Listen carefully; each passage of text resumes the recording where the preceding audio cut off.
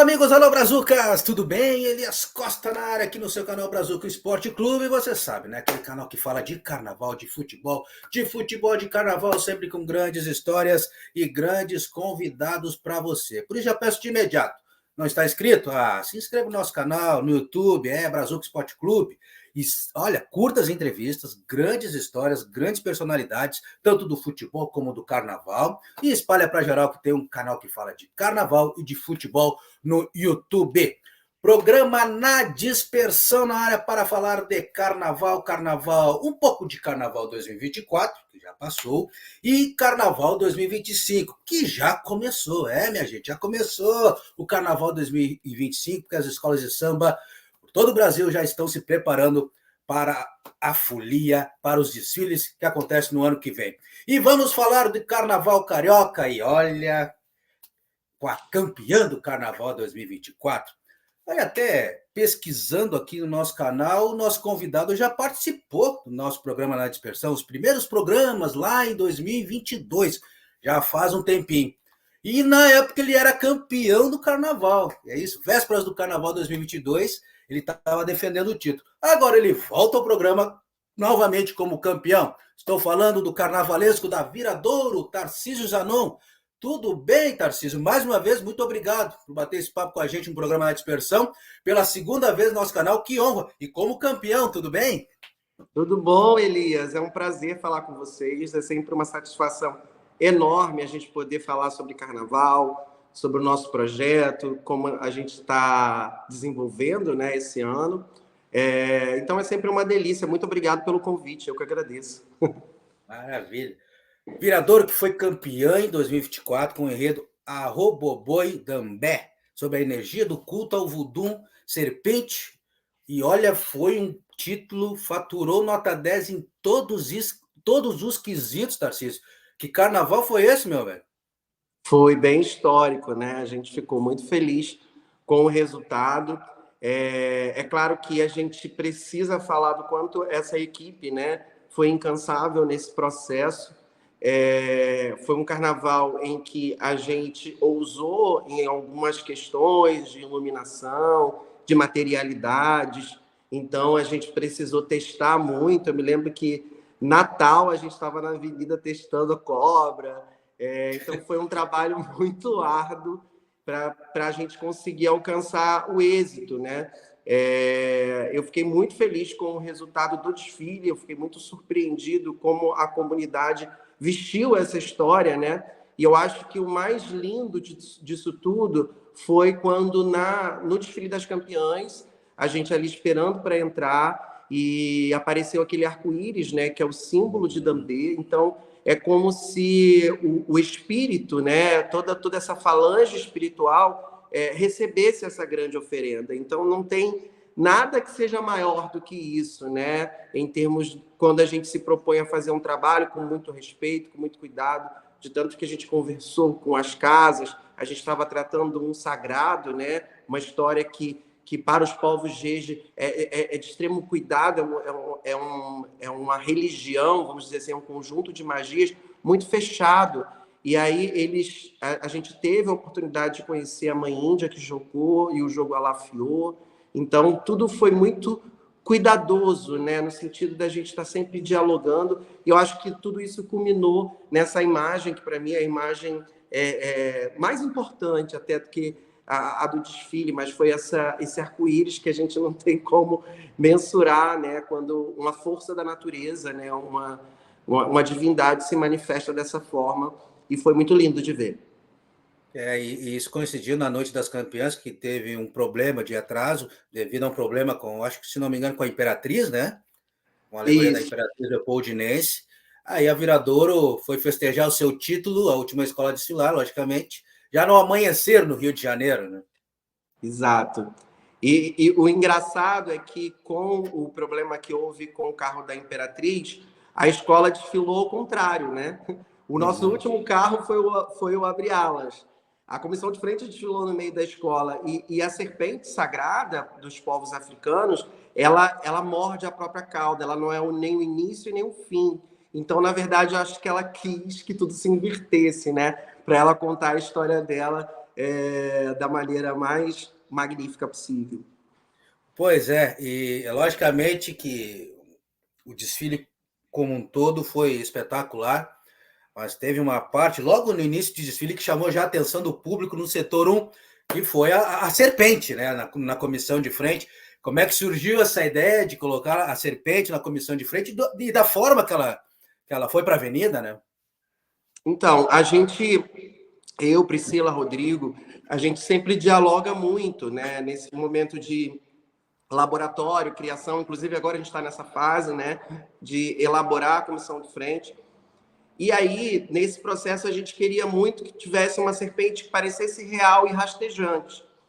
E aí foi um desafio, como que a gente vai conseguir fazer isso, né? Aí eu me lembro de, no Tira Dúvidas, um compositor levou um brinquedo. Era um brinquedinho desse de pilha, que a serpente rastejava. Eu olhei e falei, gente, é isso. É só a gente fazer isso em uma proporção maior. Colocar um skate elétrico, né? E aí a gente levou isso para o Nildo, né, que é um profissional de Parintins que trabalha conosco, e aí automaticamente a Priscila, o Rodrigo, a equipe, né, de criação também, que eles têm uma equipe de criação, levou isso e a gente começou a se imbuir de tornar aquilo o mais real possível, né?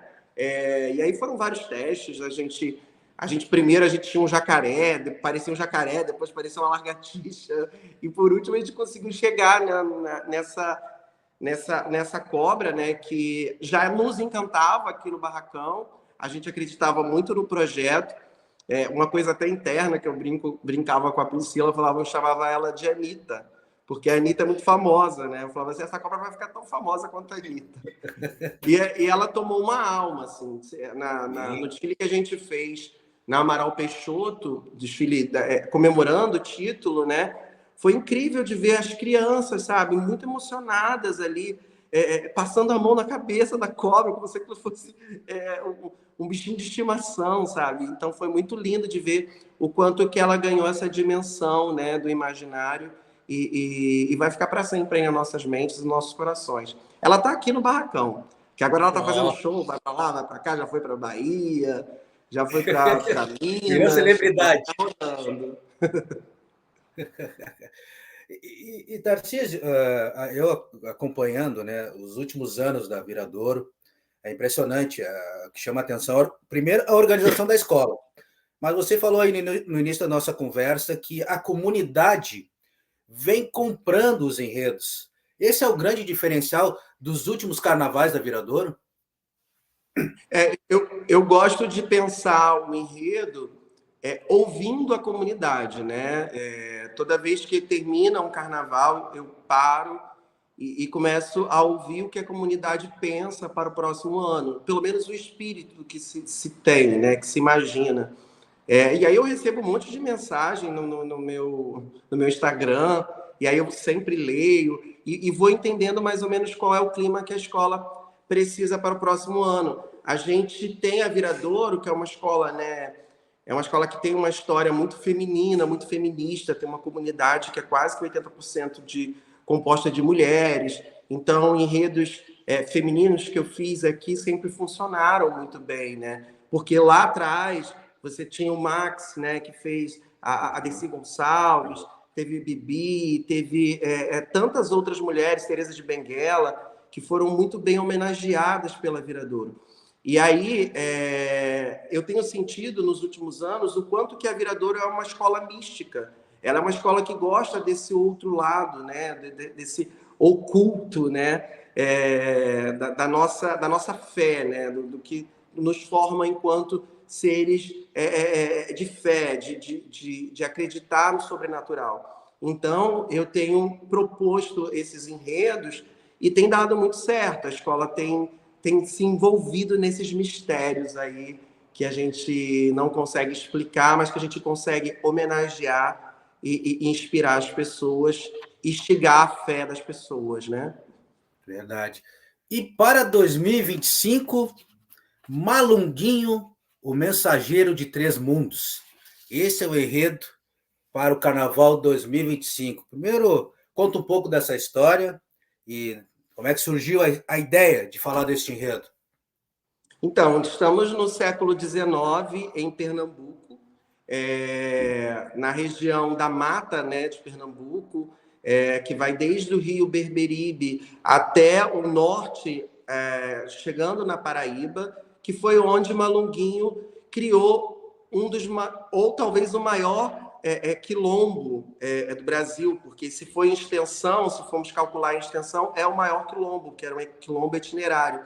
Então, nós estamos falando de um grande líder quilombola, um homem que foi escravizado, que fugiu, que salvou o teu povo, que libertou o teu povo, que cuidou do teu povo, e que para aquela sociedade, né, a sociedade do coronelismo, era um bandido, né? Então, a gente tem um personagem que ele adentra as matas, ele conhece os segredos dos pajés, ele recebe todo o conhecimento dos pajés e daquelas tribos ali de Pernambuco, e ele passa a se envolver com a Jurema, que é a primeira religião brasileira, né? Que é a árvore sagrada onde se faz o chá dos pajés. E ele passa a ser um mestre quando ele conhece, ele é curado por essa erva. Ele passa a tomar esse vinho sagrado, né? Então, a gente tem um enredo que eu chamo de afro-indígena ou negríndio. É um enredo que ele conta essa fusão de culturas, né, entre um negro banto e os indígenas, mais propriamente ali da região nordeste do país.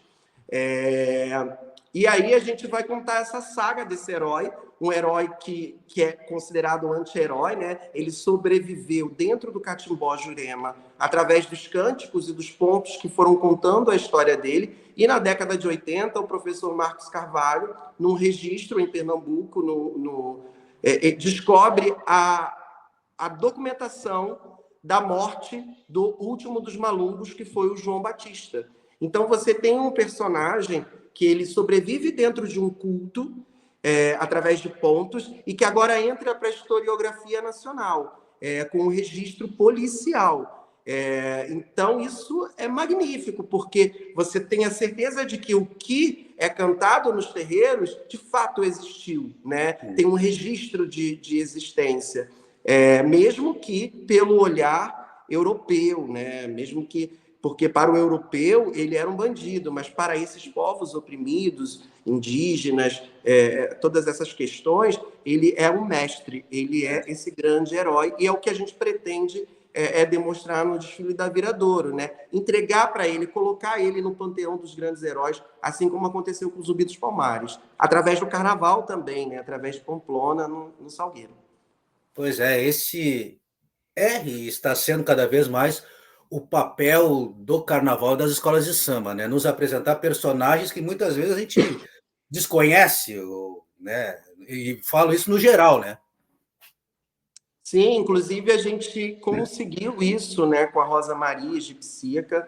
A gente trouxe essa personagem à tona e hoje ela está sendo lecionada nas escolas públicas do Rio de Janeiro. Isso é de uma beleza, de uma felicidade incrível, né? Porque hoje quantas meninas, né, podem se espelhar na Rosa.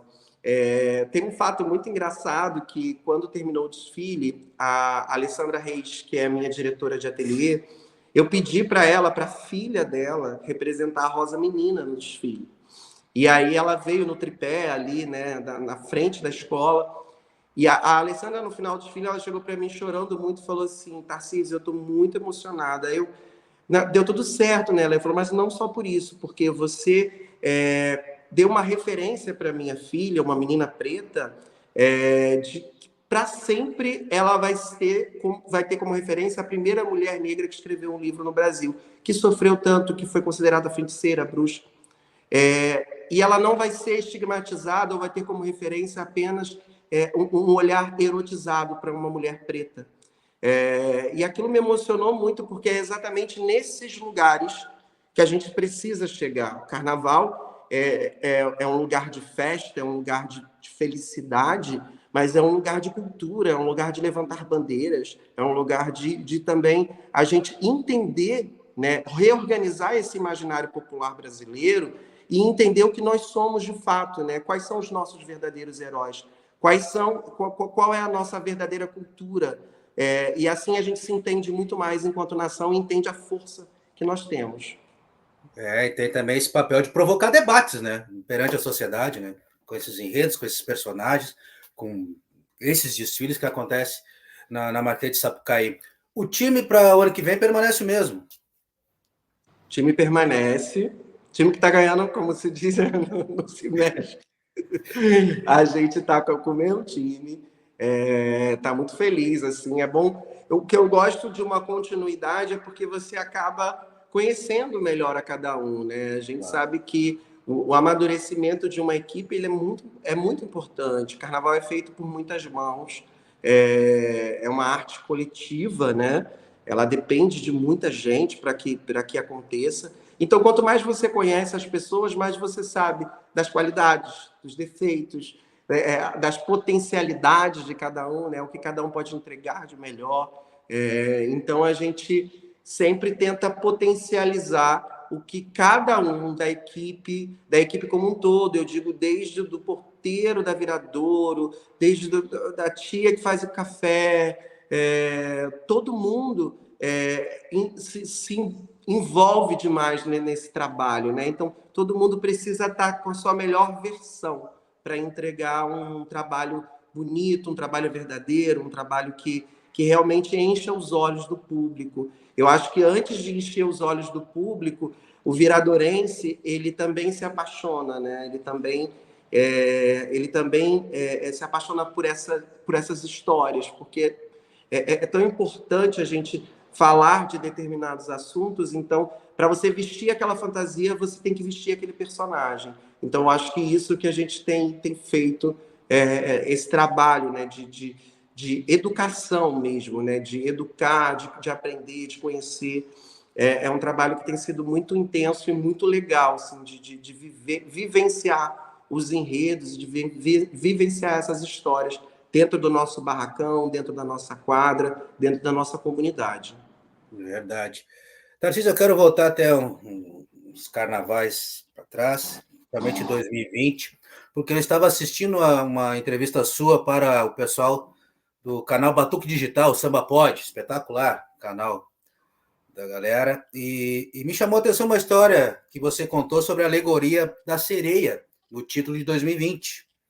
E eu gostaria que você compartilhasse, tem toda uma história, um lado espiritual, e eu gostaria que você compartilhasse com a gente também essa história, que eu achei maravilhosa. Eu sou um carnavalesco muito intuitivo, né? Tem gente que fala que eu nem desenho, que eu psicografo.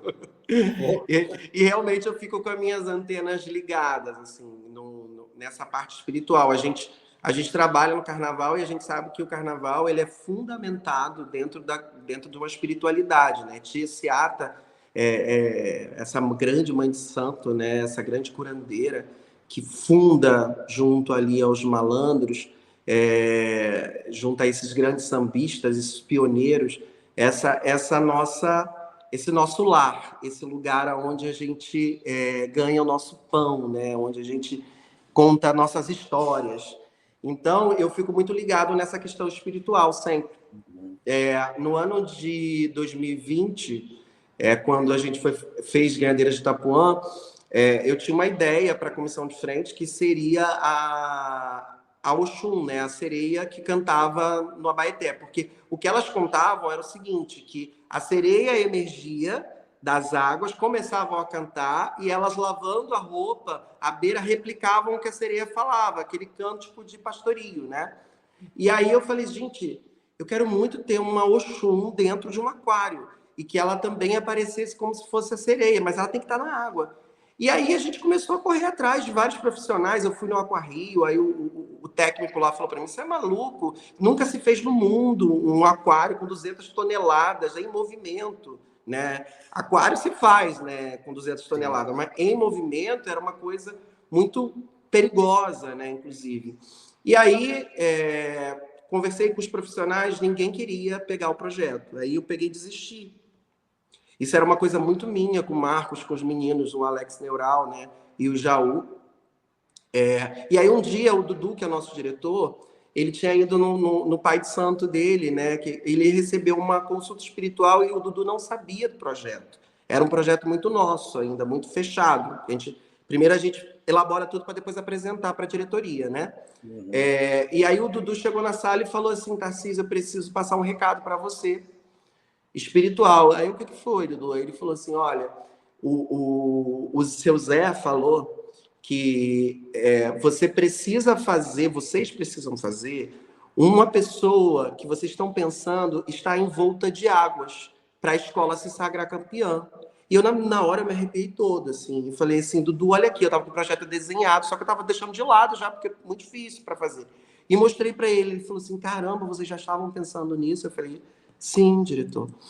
E aí foi quando a gente se imbuiu de fazer, né? Porque, poxa, um recado espiritual, uma coincidência, não pode ser uma coincidência, né? Então a gente começou a correr atrás de conseguir pessoas que nos ajudassem. Os profissionais muito temerosos também, mesmo com temerosos, se imbuíram dessa ideia e a gente foi construindo o aquário. Eu me lembro que a gente passou por uma série de problemas durante o projeto, tanto que a gente só conseguiu testar a sereia no aquário com tudo direitinho, tudo funcionando, no dia 2 de fevereiro, que é dia de Iemanjá. E era as vésperas do carnaval. O carnaval, se eu não me engano, nesse ano foi dia 12, dia 13, meados de fevereiro. E aí foi quando a gente conseguiu testar. Então, algo assim, uma loucura, né? Porque você imagina, começou a pingar uma aguinha no barracão, a gente já começou a se desesperar, porque, gente, isso vai explodir, sabe? Era muito peso. E foi muito prazeroso quando entrou na avenida e no setor 1 apareceu a sereia e a galera vinha abaixo, assim. E eu só chorava, assim, de emoção, porque sabia o quanto foi difícil construir aquilo ali, o quanto foi esse recado espiritual mesmo. E ali a gente teve a certeza de que a gente estava sendo regido espiritualmente por essa energia. E Mamãe Oxum, né? Que é a escola. Que é a escola Mamãe Oxum abençoou. Mamãe Oxum estava. Iemanjá, Mãe Oxum e Iemanjá abençoaram e o resultado foi maravilhoso, né? Foi maravilhoso. Que espetáculo aquela comissão de frente e o desfile como um todo. Tarcísio, qual é a sua opinião, né? Mais um enredo que fala de religiosidade, de fé, mas você sabe e conhece bem como é que são os comentários de redes sociais. No início do ano, logo que as escolas lançaram e lançaram seus enredos, vem aquela questão, poxa vida, mais um enredo afro, mais um enredo sobre religião. O que você acha sobre isso, hein? Assim, para começar, o nosso enredo não é afro. O nosso enredo, ele é muito... As pessoas vão se surpreender no desfile porque ele é muito mais indígena do que propriamente afro. É claro que o centro do nosso enredo é um personagem banto negro, mas que ele aprende tudo com os indígenas, né? Então, toda a vida dele é envolvida dentro desse universo, dessa cosmologia da fé indígena. E aí, eu fico muito... Eu não gosto muito desse tipo de comentário, porque nós estamos falando do que nós somos, sabe? Como eu acabei de falar, esse terreiro aqui, ele é afro, ele é um terreiro de santo, né? Quem não gosta de carnaval, não pode... Aliás, quem não gosta de carnaval não vai gostar desse tipo de enredo. E quem não gosta desse tipo de enredo não vai gostar de carnaval, sabe? Eu acho que uma coisa é muito atrelada à outra. E eu fico muito feliz que as escolas estão enaltecendo cada vez mais esses fundamentos. E não só enaltecendo, fazendo as pessoas se desconstruírem e conhecerem o que é a nossa cultura. Quando eu trouxe o enredo Dambê para cá, que eu falei com os presidentes sobre Vodun, e para mim mesmo, quando eu falava para mim Vodun, eu me assustava, aquilo me desconstruiu. Vodun para mim era magia do mal. E aí, quando eu aprendi que o Vodun significa Vorodum, tudo de bom para você, que é uma religião que cuida da natureza, que trata a natureza, que tem os seus remédios feitos da natureza, que os bonequinhos espetados não são para o mal e sim para a cura, eu falei, gente, como que eu não sabia disso? Como que essa educação eurocêntrica me levou para esse lugar? Então, a gente precisa falar sobre isso. Enquanto tiver casas sendo destruídas, casas de santo, a gente precisa continuar falando sobre isso, né? Enquanto mães Bernadette estiverem sendo assassinadas, como aconteceu ano passado, a gente precisa continuar falando sobre isso. Então, é uma questão, uma pauta que é muito importante e que é um local de fala, né? Eu acho as comunidades das escolas de samba, elas têm esse local de fala. Elas podem falar porque elas vivenciam essa energia, elas vivenciam esse lugar. E é verdade, quando se trata até de tanto de religião e também de enredo afro, não é como a gente fala, e todo mundo se define o enredo afro como, e até de religião como enredos iguais, pelo contrário, tem muita história para explorar, né, dentro desses temas, né?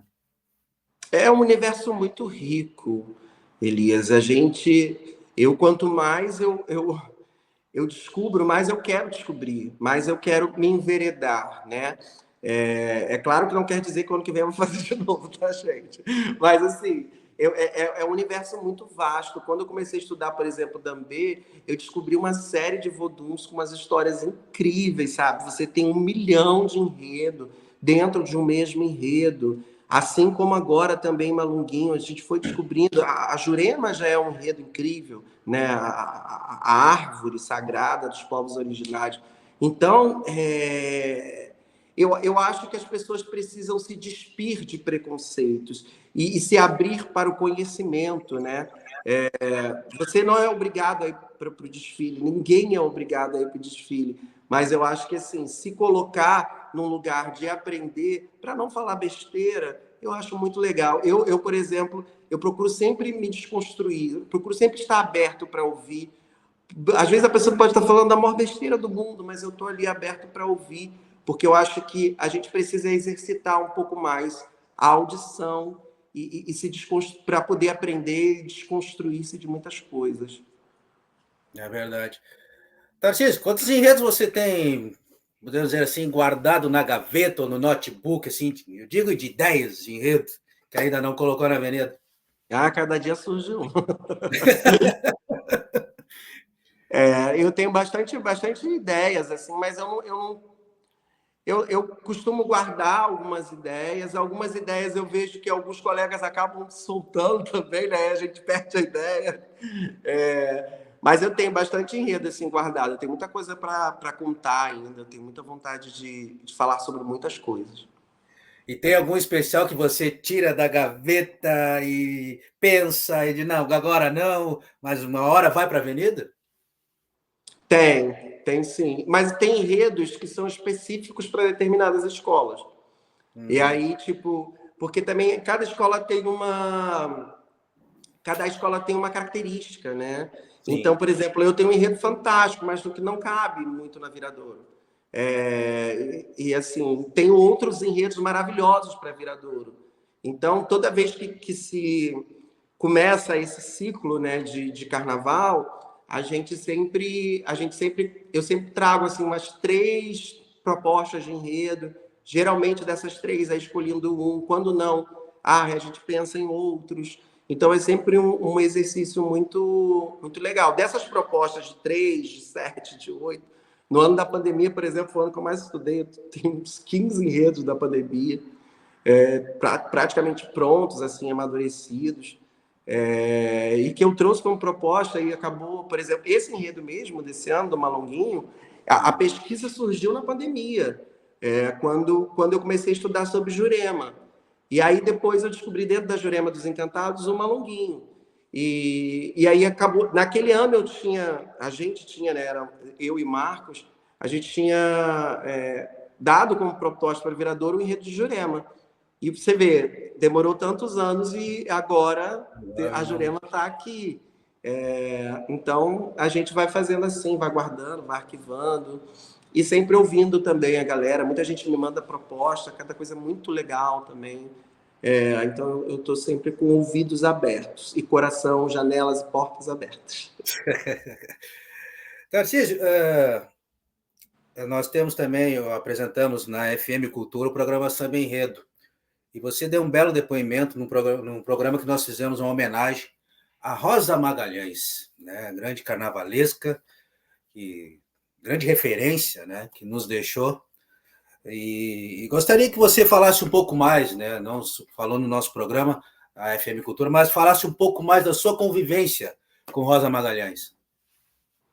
Bom, eu tive um pedaço ali da minha carreira que eu tive o prazer, assim, a honra de conhecer a Rosa, de estar na casa da Rosa, né? De participar de algumas reuniões e ter alguns momentos que acaba que a gente não conseguiu concluir um projeto, né? Porque eu vim para Viradouro e a gente iria fazer uma parceria na Estácio, e nesse entremeio ali foi o momento em que eu pude ter esse contato pessoal com a Rosa.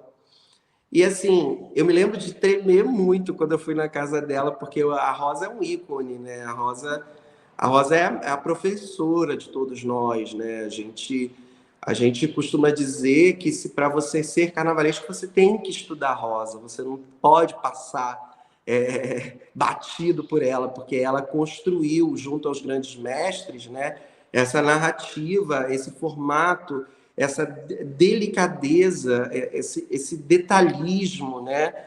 E esse cuidado com o carnaval, com a arte carnavalesca, com a forma de se expressar dentro dessa caixa que somos nós, né? A escola de samba.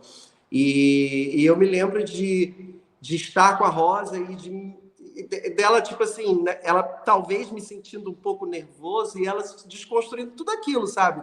De uma leveza, de um humor, sabe? A Rosa era muito engraçada, assim. Ela talvez nas entrevistas ela não se soltasse tanto para demonstrar o que era a Rosa naturalmente e inteligentíssima, assim, de uma cultura, assim, uma mulher mundial, né? Uma mulher que alcançou patamares que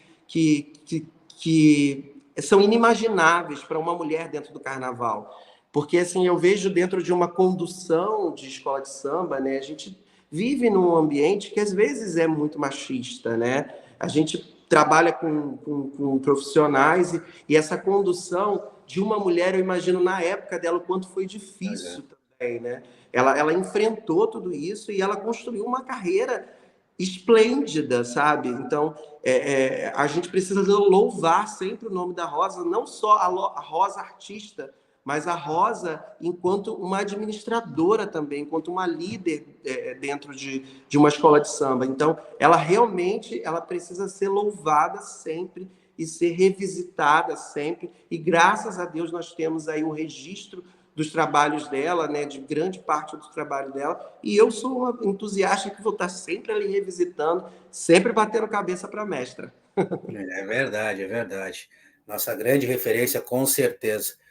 Eu ia te fazer uma pergunta dentro dessa linha, mas eu vou deixar para encerrar o nosso papo. 2025 teremos novidades no Carnaval, né? Teremos aí 3 noites de desfiles. Eu que sou muito ligado ao futebol, eu classifiquei essas 3 noites como semifinais, né? Porque são coisas completas. 4 escolas por noite e cada noite é uma história, não tem como isso. Como é que você vê essa novidade de 2025? 3 noites de desfiles. A Viradouro desfila no domingo, né? Isso, a primeira noite. É a Primeira terceira. noite. Então, o que eu fico triste é esse fato, né, de não poder amanhecer, né? Eu acho que foi tão legal, tão mágico, o nosso desfile esse ano, e foi tão pensado para a luz do dia também. E tantos desfiles históricos, né, amanhecendo.